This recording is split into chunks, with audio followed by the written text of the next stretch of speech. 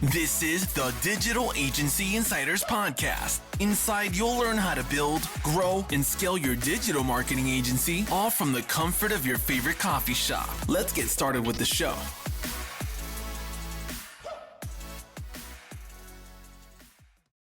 Everybody, and welcome again to another episode of Digital Agency Insiders Podcast. This is the podcast that gives you a little inside look into how other entrepreneurs have built and grown their digital marketing agencies. Now, if this is your first time listening to the podcast, I want to encourage you to go and hit that subscribe button, whether that be iTunes, Spotify, Stitcher, wherever it is you're listening to us on. We release new podcasts each and every Tuesday with a different entrepreneur talking about how they grew their agency. So today, I have with me Lorna Earnshaw, and Lorna is an online business coach and consultant, online marketing specialist, and trilingual winning presence vocal coach based in California. She started building her coaching business from the stage in 2004 and has been using social media as her main lead generation source since 2008. After her success as an online coach in 2014, she started working as an online marketing consultant, implementing creative strategies to optimize the online performance and revenue of 6- and 7-figure businesses around the world. Now, besides her work as a business coach, Lorna also owns a successful online marketing agency, which serves 7-figure businesses in North America, South America, and Japan. Lorna, so excited to have you on the podcast. Thanks for being here. Thank you so much. Thanks so much for having me here. I'm excited about sharing some of the stories. Yes. So I always start every podcast out exactly the same. And it's my favorite thing to ask people. And it's, how did you even become an entrepreneur or a digital agency owner? What did the path of becoming an entrepreneur look like? Was it something you always knew you were going to be as a kid? Or is it something that kind of surprised you? Well, I started as an entrepreneur. I've always been an entrepreneur. I've never had a 9-to-5 job. That's never been even a possibility for me. When I first graduated in journalism and I was 20 years old, I got kind of a job to be working somewhere from 9 to 5, and I got sick and I said, I can't do this. And I was in such a crisis because at that time this was more than 20 years ago, and you didn't have all the information about what is to be an entrepreneur. I was just by myself in South America. But then the thing is that besides my degree in journalism, I had this other passion, which was music. And all my life I've been playing music, and I went to the Conservatory of Music and dance. So I was dancing as well. So what happened is that I was working as a freelance journalist for a magazine in South America. And because of the crisis, right now they are laying off a lot of people, they let me off. They gave me money because they let me go. And then my mom said, why don't you start teaching dance? Just as a dance instructor. And she kind of showed me the way on how to do this. One day we would do some direct response and said, okay, this is what we're going to do. We're going to put ads on the journals and talk to the guy that delivers the newspapers. And then we're going to get clients here. And then and the other day we put an ad on a newspaper. And then actually what I was doing is the same thing that I'm doing today. But at that time, there was no internet, right? This was in 1998 or 99. So okay. I didn't know how to do it online. So what I just started doing is I had a lead magnet, which was the free offer of a class that people would come and consume, and I would talk to them and I would create a relationship, and then I would have the referrals. So I was already doing that for a long time, and I started having my lessons, and then I had all these upsells, and I started putting together shows for my students, and then I would rent a theater and just bring everybody in and sell the tickets, doing these kinds of things. And after that, I started doing the same thing. After I succeeded on that, I started doing it on singing, and I started teaching singing lessons. And then because I was I didn't want to dance anymore because my thing was music more than dancing, I started teaching singing. And Then after this was in like 2006 or 7, I started posting my videos on YouTube because someone Uh-huh. told me that it was a YouTube thing. And I was like, okay, I guess I'm going to post something there. And I just started posting stuff. And then suddenly I went there and I had like 2,000 followers or subscribers. And I didn't even know I could have subscribers. And the thing is that I said, oh, well, maybe I can start posting my lessons. This was in 2008. And I had like, I was very in a very tough spot because I was scammed by a manager that I used to have at that time when I was really pushing into my career as a singer. I was scammed, I was broke, and I needed students, and I had no money to advertise, and I didn't know how to do that. But I Yeah. realized that when I posted something on YouTube, I said, oh my God, it's showing on Google. So if I put singing lessons in the city, it's showing on Google. This is magic. I was like blown away 2008. And I said, I think I'm going to do this. So I just spent like 1 or 2 afternoons just changing the keywords and the titles. And then Uh-huh. and then I said, okay, I'm going to put my stuff everywhere because then it's going to show on Google. And I didn't learn this anywhere. I was just trying to figure out a way to get students. But what happened is that I started posting my lessons, and I talked to a friend who had a studio. I said, hey, let's do this. I don't have a camera. So can you film me on your studio? And then I will post it on YouTube and I will say that I recorded this here. And I said, yeah, let's do this. So I got like lessons and I was like super stiff talking to the camera like this, like trying to teach things. And the light was horrible because I didn't know it was like lighting. I just thought, oh, this looks good. Like this looks like a nice place. So I didn't know what I was doing. But the thing is that after a while, I got a waiting list on people coming to my lessons. And at the same time, I was doing workshops in person to bring in people. So I would talk to people that had, like, for example, a music store and say, hey, can I just give a free lesson here about singing? And I can promote some of the products that you have here. And you just send it out to your list, which is kind of like an affiliate program. But I wasn't Mhm. giving them. So the thing is that I was kind of doing it without even knowing as a system of survival because I was trying to figure out a way to get clients. And at one point, I had like a waiting list. I was traveling to different cities to teach. I was teaching workshops, and then a friend of mine said, "Hey, look at this! Like I bought this course online for guitar." And I bought it from the United States. And at the time I was living in Brazil. I'm not Brazilian, but I spent some years there. And then I said, well, it's a good idea. I think I'm going to do a DVD. So I recorded a DVD to sell it online. This was in 2011. So again, I got my friend who had the studio. I said, hey, do you want to be part of this? I will record the DVD here and I will put you in the credits. And then I made a trade with another student and she would edit it. And then, like it was like all kind of like Uh-huh. trades. And then I got my first DVD and I started selling it online. This was in 2012. And when I started learning more about digital marketing and how to make it online, I went 100% online in 2013. And I started really working on everything online. I stopped selling the DVDs because who buys a DVD nowadays? They don't even play. You don't even know where to put them, right? So I said, I grabbed all the lessons from a DVD. I put it on a Kajabi website and I started selling. Uh-huh. And that's when I started my all like really hardcore digital marketing. And because it started working and I have a video with 1.7 million views on YouTube, another 1.8 million views on Facebook. People were like, what do you do to do this? Help us.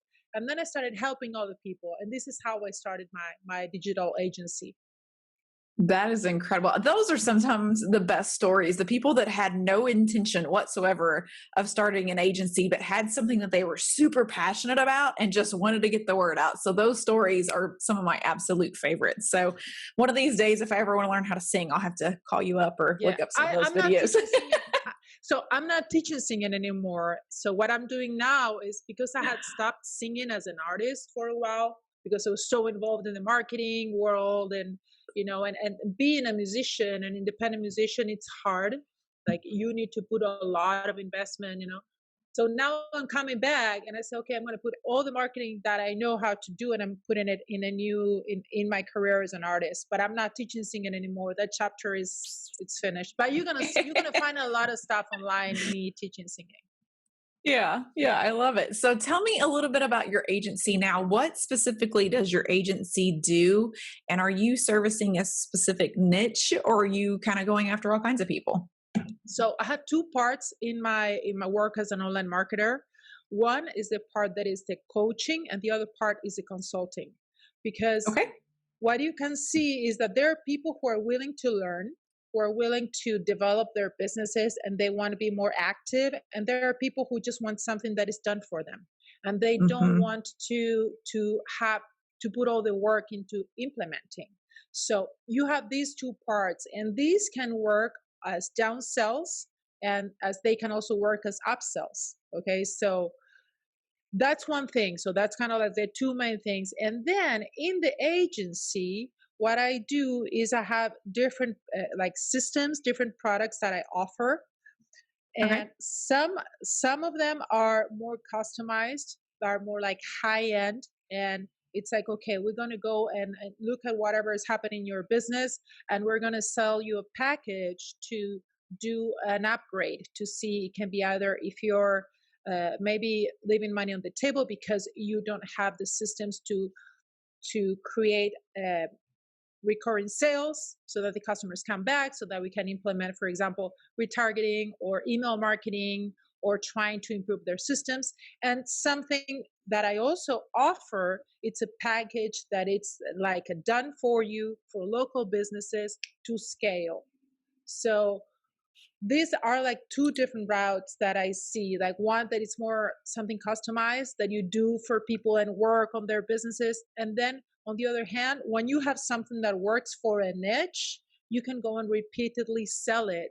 And that's going to give the opportunity to scale, because when you're doing stuff that is very customized, it takes all of your energy, all of your time. And every time you get it work with a new client, it's like you're in zero because you have to go and learn everything again. So these are the two different Yeah. models.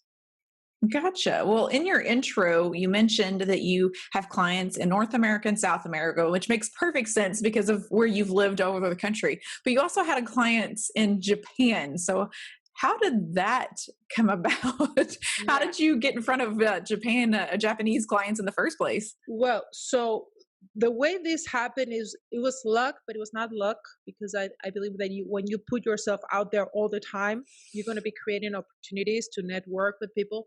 So 2 years ago, almost 2 years ago, I started dating this guy that is my boyfriend now. We've been living together for 2 years, but he's a marketer too, and he was participating of a mastermind, and he was called to talk about Facebook ads. And because I had already a lot of success on my Facebook ads and a lot of experience for local businesses, for my business, for other people's businesses, they said, he said, okay, do you want to come and talk with me in the mastermind? There are gonna be like 60 people there.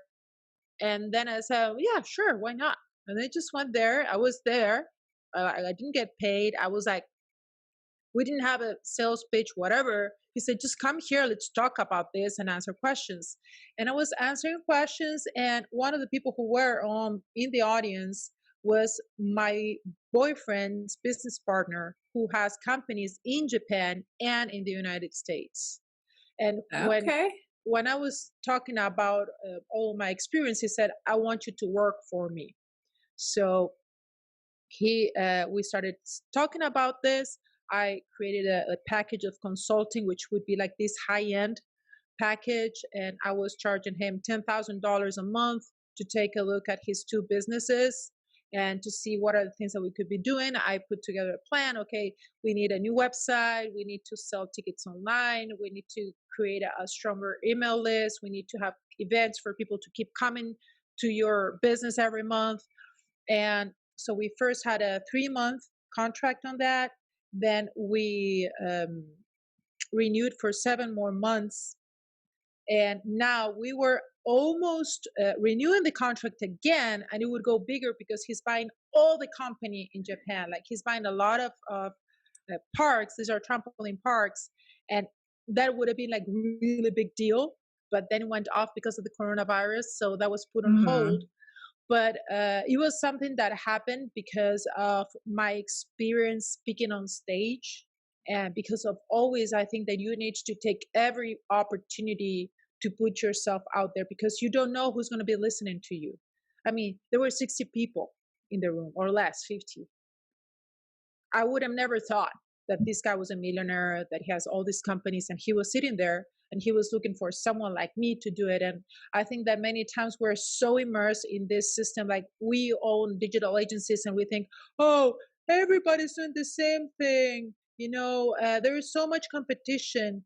This is because we many times are too focused on maybe the American the market, and we don't see the opportunities that are out there.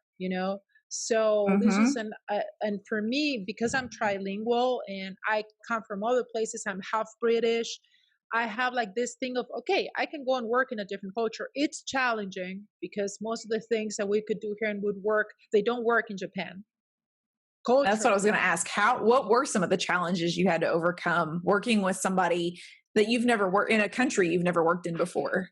Yeah, it's very challenging. First off, because of the cultural differences, because of the ways, for example, we would speak to each other, and the quantity of emails that he would send, or the way that you talk about things. In Japan, they have a culture in which they see American culture as super salesy, and they don't trust it.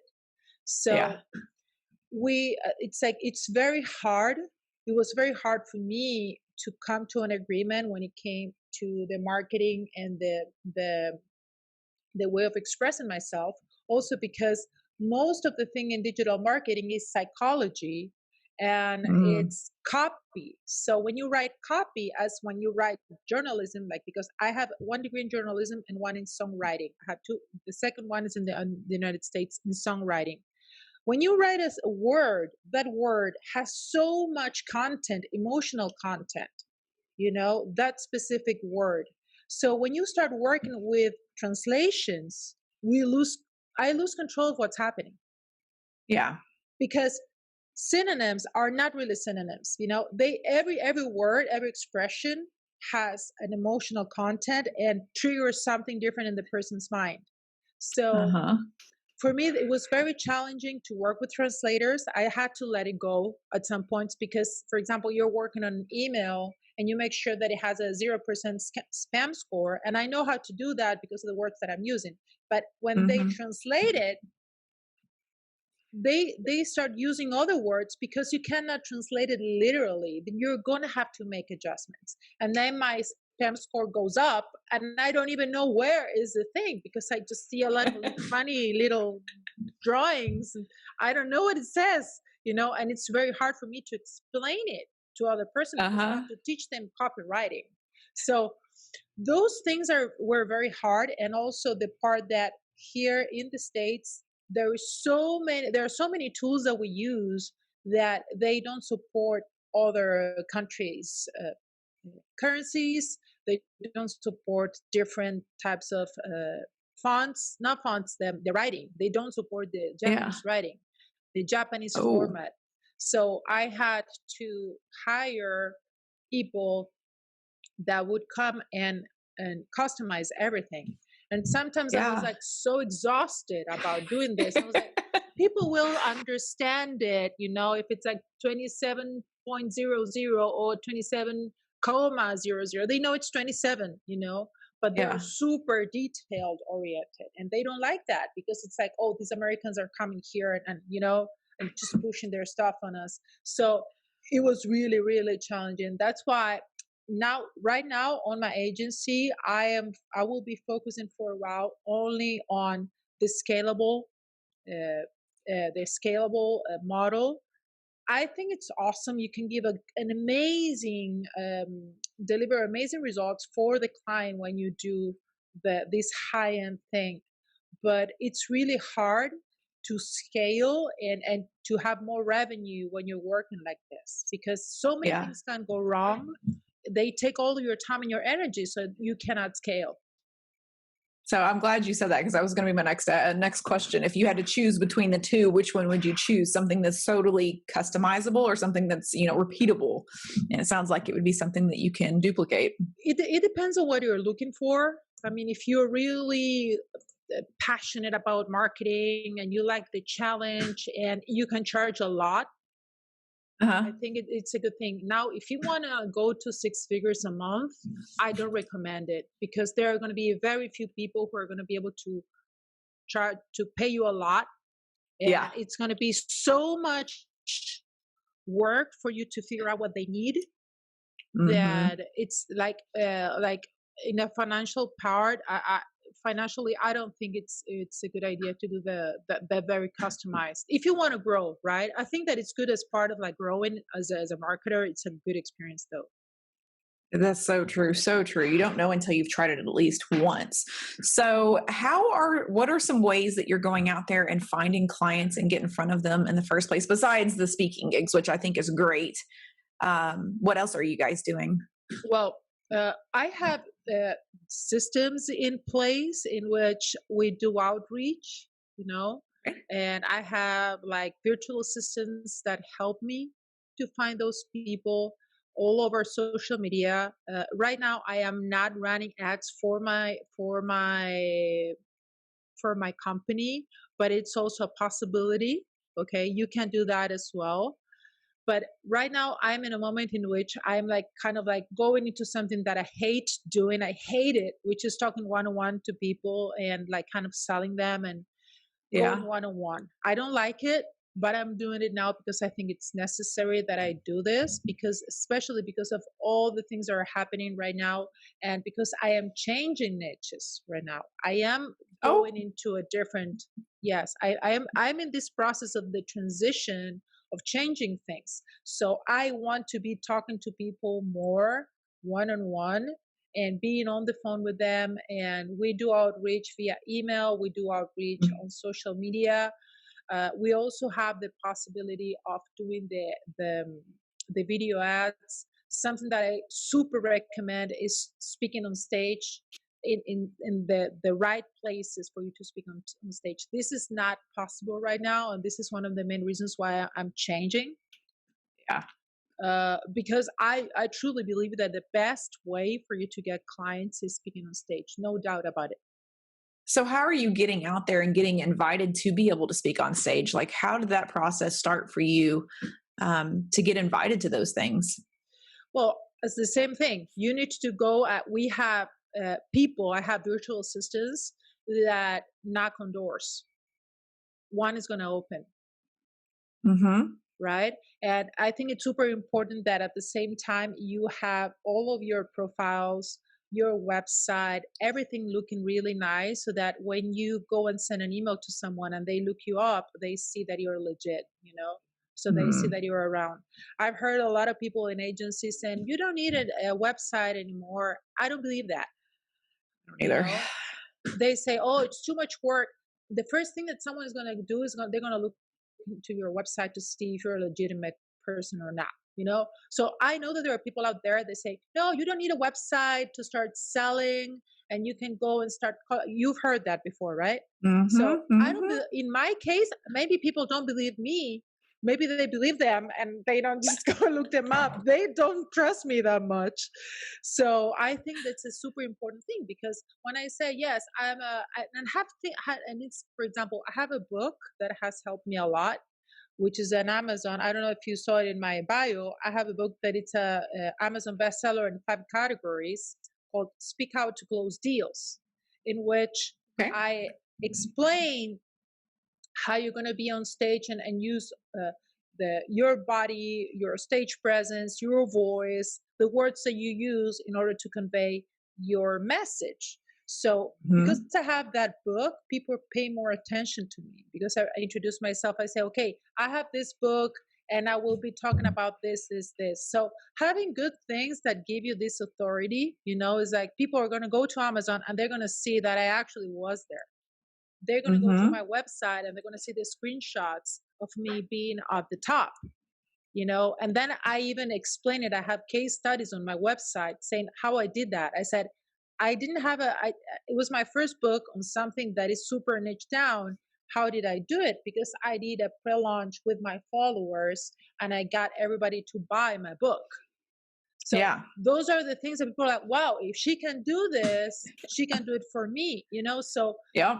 I believe that it's the combination of the two things. You reaching out and you need to be like kind of everywhere and have some kind of like social proof. So for example, I have the videos on 1.7 million views. The person can go to my website. I do the claim, they click there, they're going to go to YouTube, they're going to see it. Yeah. Right. Just getting out there. Yeah.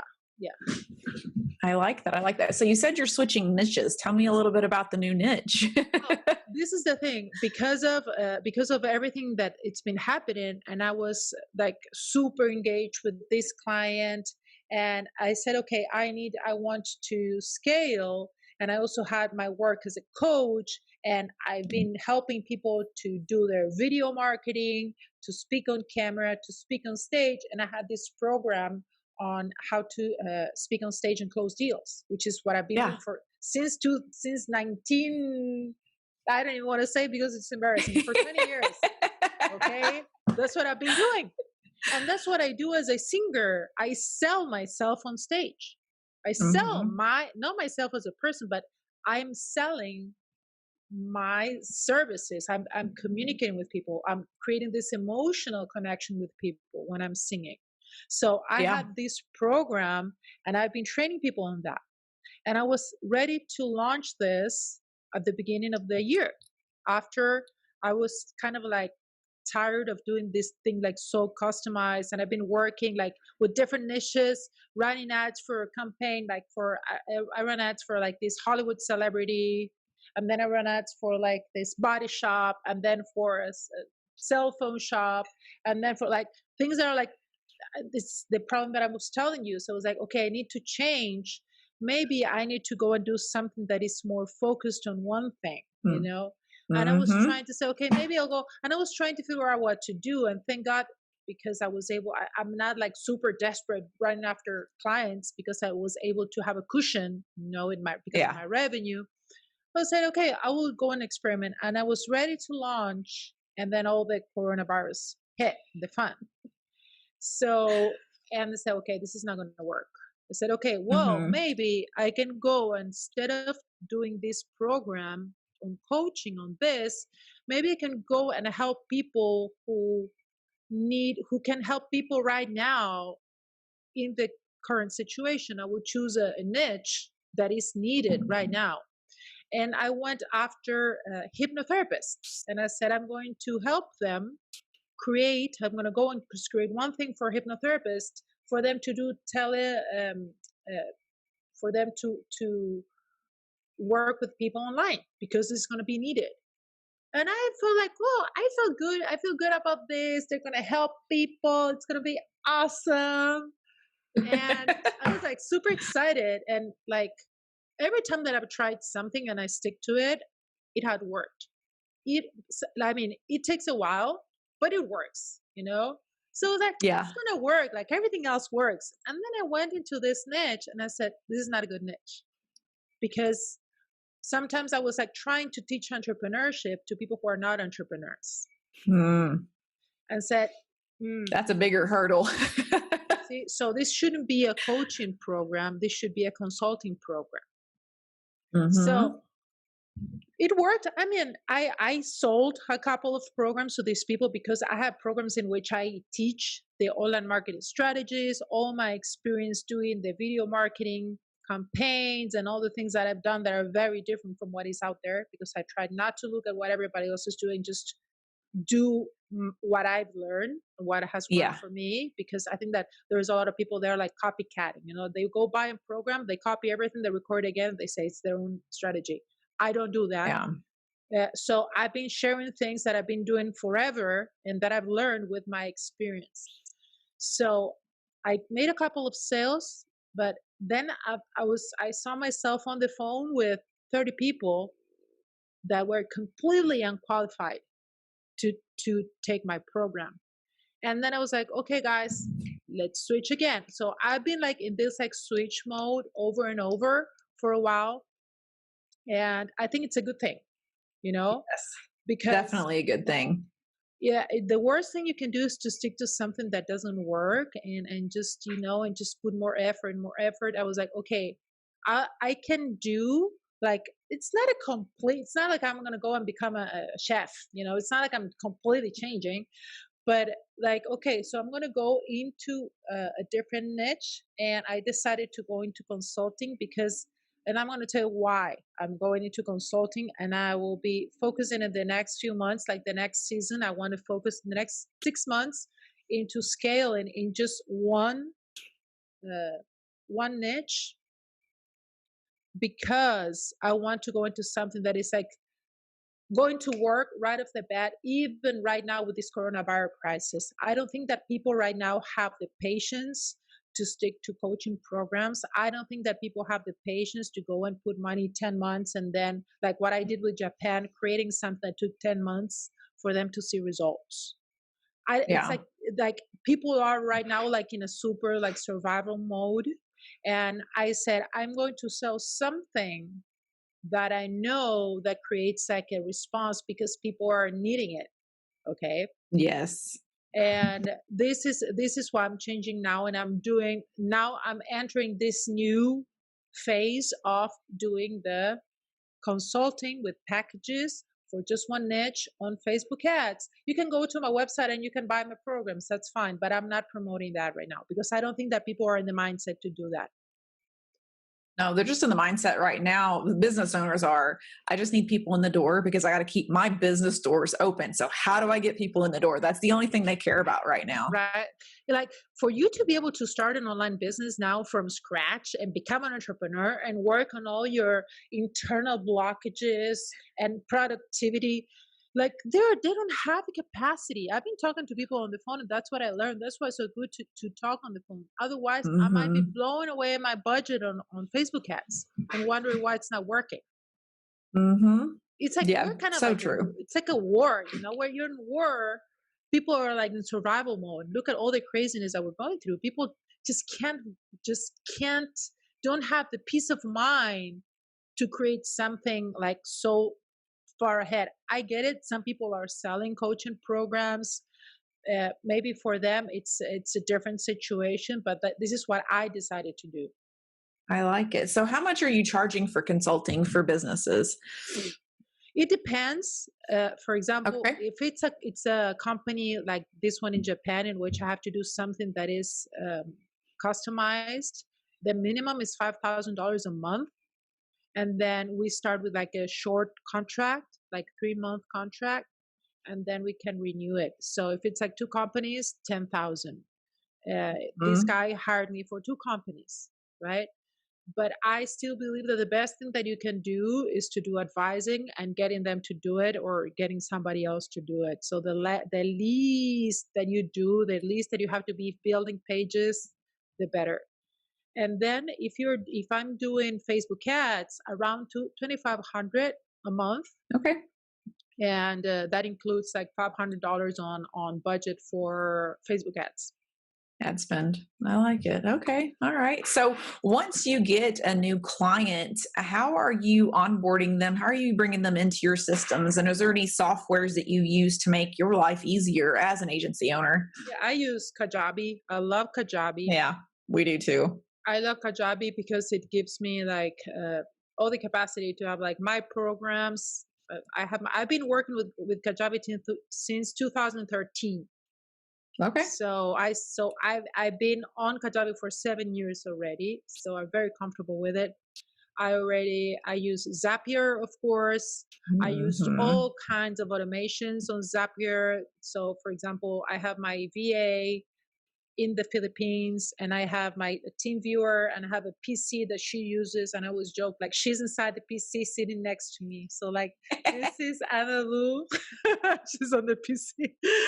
She's not there, but then like the computer just moves by itself because Yeah.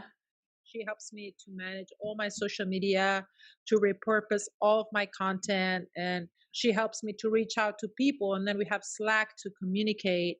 And then Yep. I have all kinds of automations from Slack into my phone, into spreadsheets, So we have all kinds of automations, Loom to talk to her. Uh, Okay. like I have a million things. It's like, yeah, Yeah. I like it. I like it. a So, lot of automations. oh, isn't that the truth? Isn't that the truth? So, how did you learn how to do the automations? Is that something that you just picked up on your own, or did you go search somebody out and have them teach you?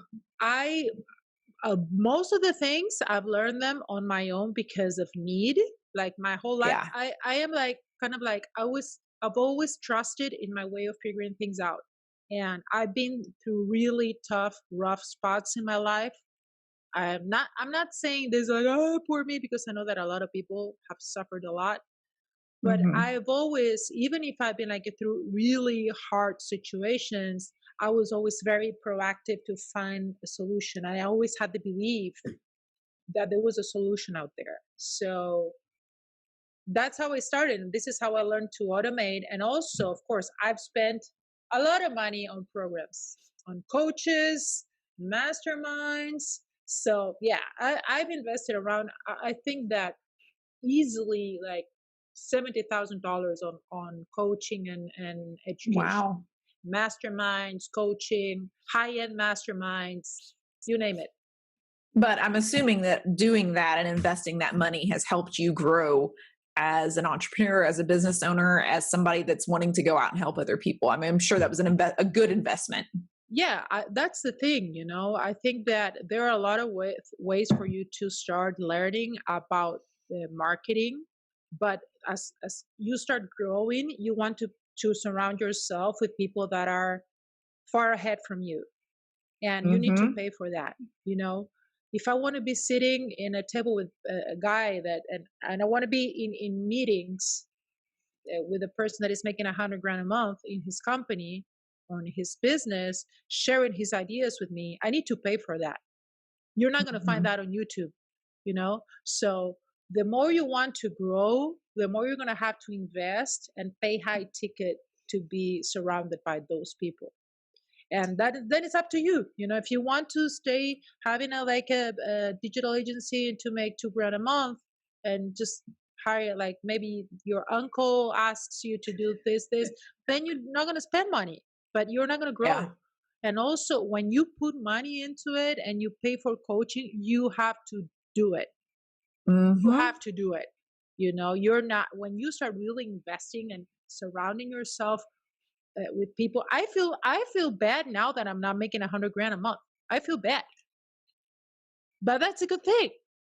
Yeah. That is a good thing, because I've been surrounding myself with people that are High ahead of level. me. I am not. I Hmm. am not there. I'm not gonna come here and tell you, yeah, Tabitha, yes, I'm making 100 grand. I know there are a lot of people that make a lot more money than I do, but the Yeah. fact that now I'm feeling bad because I'm not there, it means that I'm on my way. If I was like, Yeah. yeah, I'm a 5-figure earner, I'm not gonna move. I'm not gonna grow. Yeah. You always got to be striving for something more. I love that. Love that about you. So, of everything that you're doing right now in your agency, what is the one thing that you do that you absolutely just love? Well, I wouldn't say it's in my agency. What I'm doing right now is I put all my efforts into my music. So I'm in a season in which I'm creating my online business in music, and I'm going so hardcore with it. Well, Uh so huh. hardcore. Like, my growth is insane. My engagement is insane. So I am really enjoying right now creating my online music, and you guys can check it out. My fan page is Lorna on Facebook. I went hard into finding the niche. I went hard into finding the message, into finding the words. And I'm having like outrageous results of people that are sticking to my work. And it's growing at a rate and with a cost that is so low because of all this work that I've been putting. Like, I'm having like 24% click-through rate on my ads. Oh, Like, wow. insane. Like, Yeah. 25% of the people who see my stuff, they're liking it or sharing it on Yeah. Facebook. So I am really enjoying that, like being able to put all that into my music, which is I am a musician. I can be doing this business thing, but deep in my soul, I'm an artist. I'm Yeah. like, I want to do things because they're beautiful. I'm all about beauty in the world. So I am. That's why also I can bring a different perspective to the people that work with me, because they know that I'm an artist. I'm not like this like typical digital marketer. So this is part of my Mm-hmm. brand, you know. Yes. So I am really enjoying putting that into my music and creating, like, I'm going so hard that I know that in a year I will be like in a way different place in my music. So I'm Yes. enjoying that right now. Like, and then of course, like I believe that we need to have different streams of income as a business owner, Mm-hmm. Mm-hmm. like having my online business in which I'm going to be I'm going to be selling e-commerce. I already have people that are producing stuff for me. I'm creating a brand that is uh, attached to my music with jewelry, like super nice stuff that I'm bringing from abroad. So I'm like creating all those things that are not about the agency, but it's like another business that I'm creating for myself. That it also has to do with, I want to do stuff that is like more like a passive income, like royalties Yeah. and things that I don't need to be like working on my agency all the time. So I want to have like something like in different baskets, like so Yeah. that I don't have everything in one thing. I like it. Well, and it's your passion too. And you could, just from talking to you and looking at you, I can tell that that is your passion. So I absolutely love when people are pushing into their passion. So Lorna, thank you so much for being on the podcast and sharing your wealth of knowledge and your experiences in this world. So thank you for being with us. And thanks for having me. And I'm here. If you have any questions, just stick to it, because you guys, even if now when you're starting out, it might be kind of hard, what we have is the most valuable skill in the world nowadays. So it might be hard at the beginning until you get one or two clients, until you feel confident, until you figure out where to find them. But this is the way to go. Don't give up. That's what I wanted to tell everybody. I love it. I love it. I love your spirit. All right, guys, we'll see you next week. Bye-bye. You've been listening to the Digital Agency Insiders Podcast. For more tutorials on growing your digital marketing agency, make sure to visit digitalagencyinsiders.com.